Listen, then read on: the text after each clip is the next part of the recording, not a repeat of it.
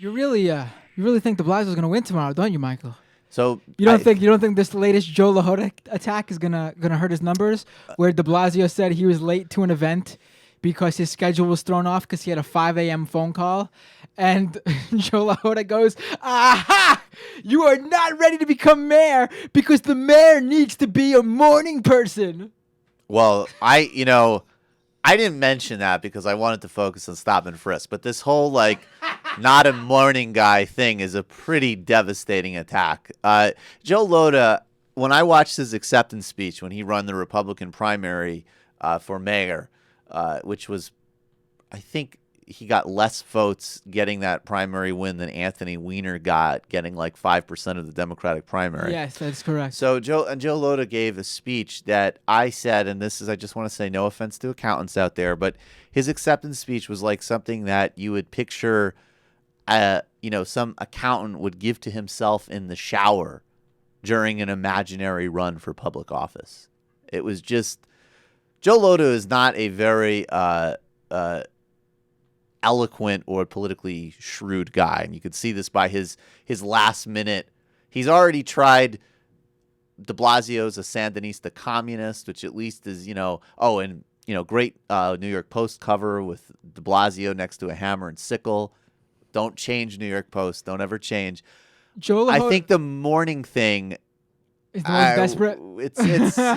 We're scrapping at the barrel here. So we're talking somewhere between a 35-point to a 45-point win. Listen, if your catchphrase for your campaign is your opponent will take New York back to the bad old days, you have something to worry about. I mean, what that's really what he's been running on. De Blasio will take New York City back to the bad old days. He's running such a clunky campaign that you are kind of look at it and you're just like, where are the sleazoids? Where's Dick Morris when you need him?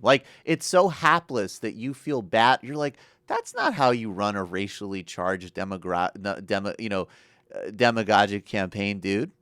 What are you doing? You know what I specifically love? The Joe Lhota ad that's been all over, that he's been running over and over again about the bad old days. Right. And it's all these clips of different crimes happening. I'm going to assume, based on the video footage, that most of them happen under Bloomberg's watch. Right. But it ends with the clip of those bikers bashing in that SUV window to pull the driver out.